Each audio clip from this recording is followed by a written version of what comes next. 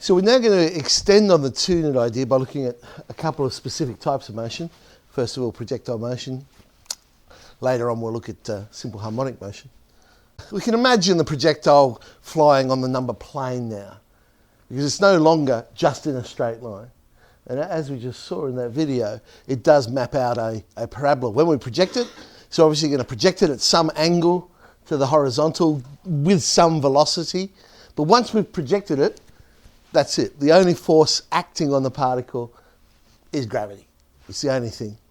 And so this is why we end up with that parabolic shape that we always see.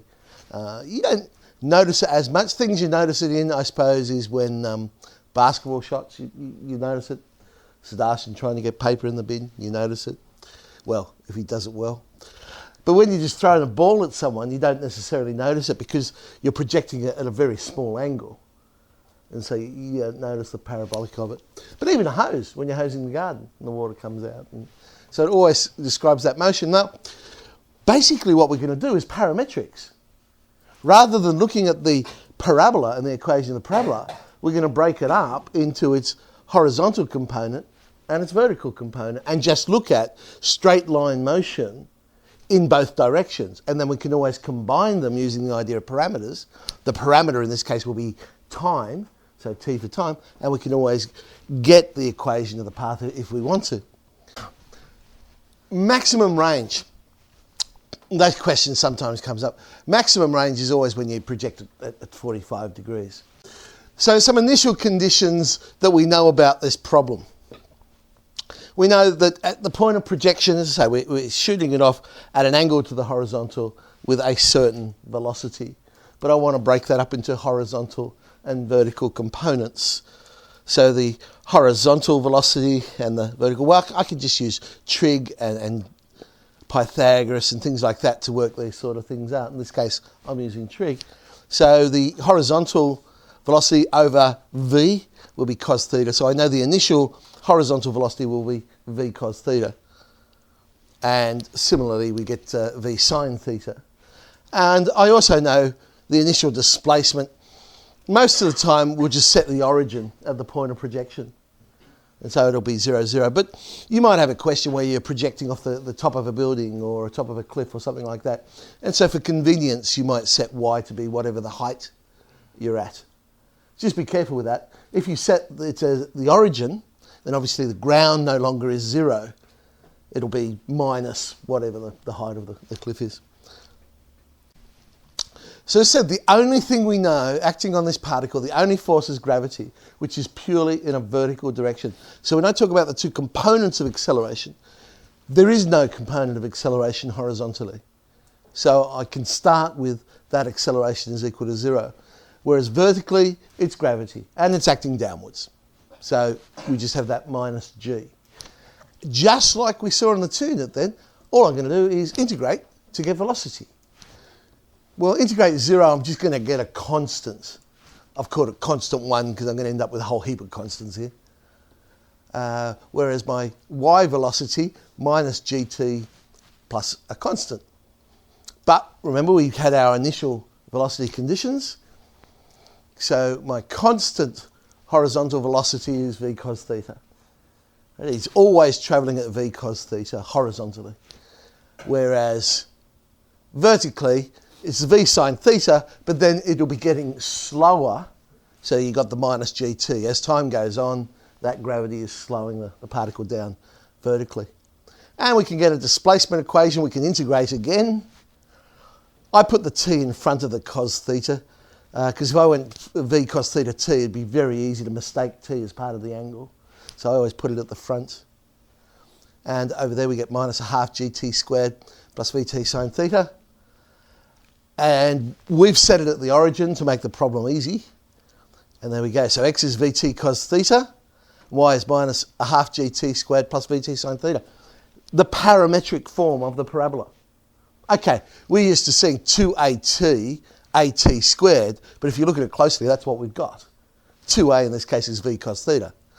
And then at squared, well, you've got minus half gt squared, and there's some shift happening in the problem, but you can sort of see that idea of parametrics in there. If I wanted to get the Cartesian equation, I could just make t the subject over here in the x, sub it into the other one. Well, there's an expression, but I can play with trig identities to make that look a bit neater. I can get sec squared plus tan theta, or x tan theta.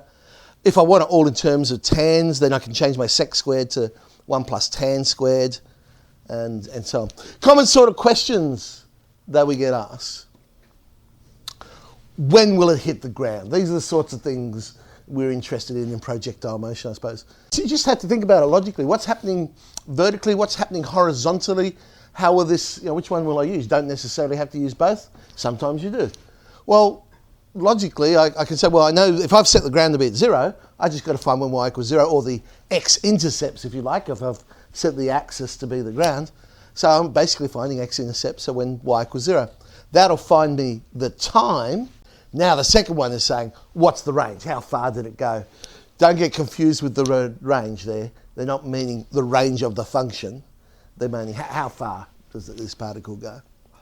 So, okay, I would go and find out the time, and then I would substitute it into the x parameter, and I could find out where it hits. The alternative is, of course, to create the actual equation of the parabola and find the x-intercepts of the parabola. Okay, so it would be the roots of the quadratic equation. What's the greatest height? So you're going to think, well, what's something I know for sure that happens at the top of the motion? Well, it stops. Because it goes up, stops, comes down. Before it can come down, it has to stop. So that's how I can locate when it is at the top. And then once I've got that time, I can substitute that into the y equation. And that'll allow me to find how high it's gone. If I had the equation of the parabola, I'm finding the vertex, basically. The vertex would be the top. The angle it makes when it hits the ground. Now, logically, if I've projected from the ground, because it is a symmetric shape, it's going to hit with the same angle. Although one would be angled towards the positive of the x, one would be angled towards the negative, but it still basically would be the same angle. That probably would be a silly question to ask if I projected from the ground. But ones where we don't project from the ground, then obviously it will be different. Or they might also want you to find the angle at some other point, not necessarily at the ground. So how would we do it? What I do, well, if it is the ground, I'll find when y equals 0, substitute that into the velocities, and it's the velocities we use to work out the angle. Because I've got to go back to that, basically creating that same triangle. The initial conditions I worked out from a triangle using velocities. If I want to work out conditions at a particular point, again, I'll use the velocities, play with that. And I know tan theta then would be whatever that y velocity is over the x. Well, the x one's constant, so whatever that turned out to be. And then I can use a bit of trig to work out the angle that it hits. Now, if I've got the equation of the parabola, well, then what would I do? I'd find the slope of the tangent at that point, and remember, slope equals tan theta, and then I could find the angle that way. So, to summarise, basically these questions, what do we know? We're just starting with the basic laws of motion. So if it's undergoing projectile motion, we know that horizontally there is no acceleration. Vertically, the only acceleration is gravity acting downwards. We would derive everything else. We're allowed to quote the initial conditions, of course, because they're very easy to create, and often they're given to you in the problem. So v cos theta and v sin theta.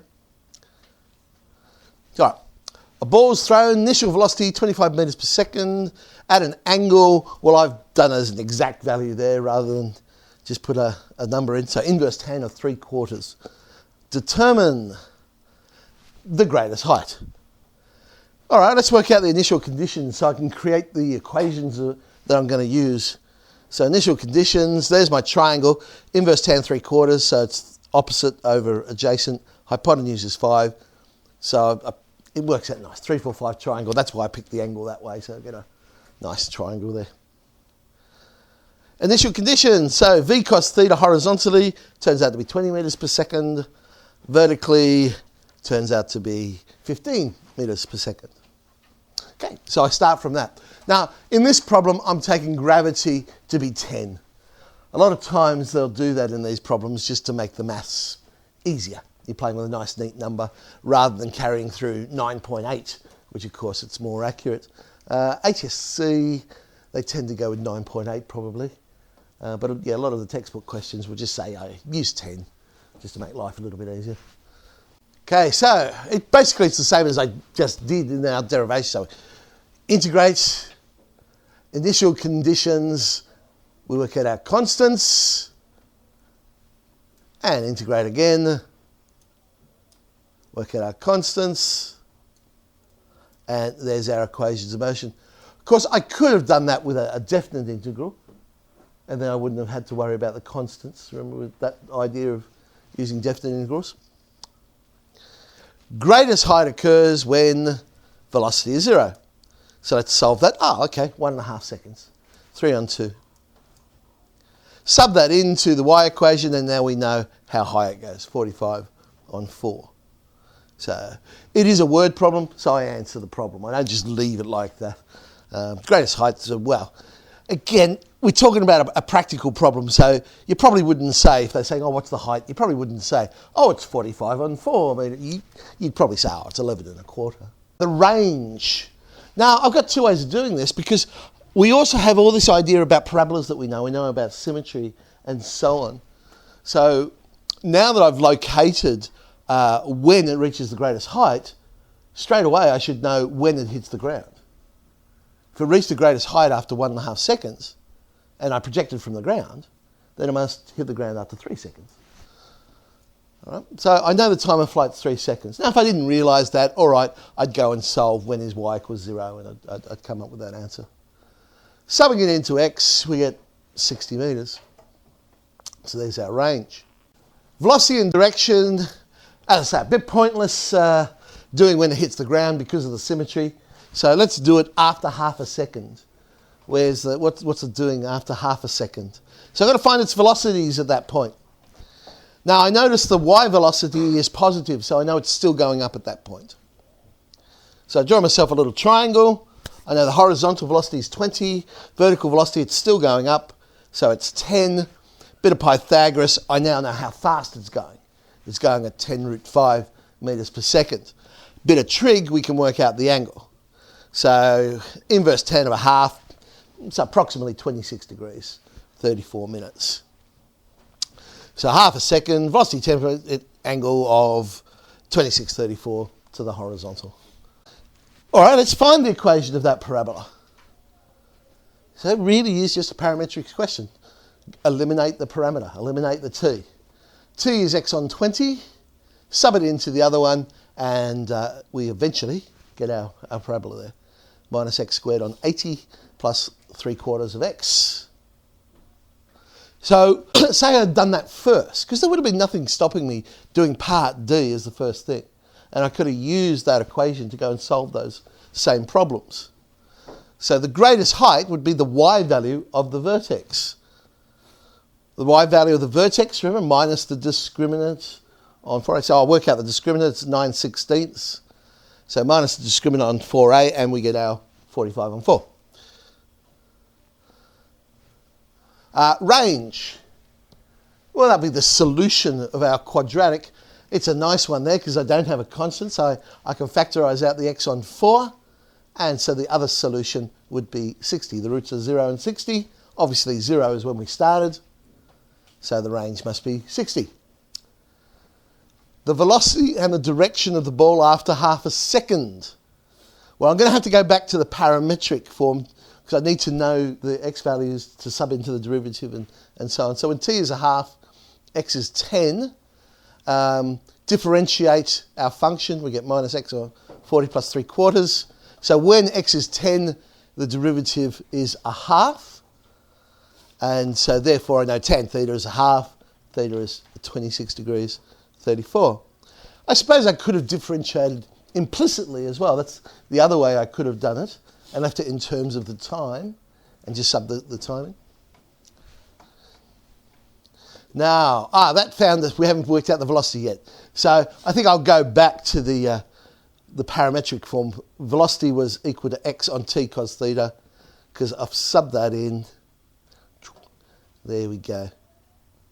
So for cos theta, I didn't use 2634. I drew up a little triangle so I could get an exact value of the cos theta.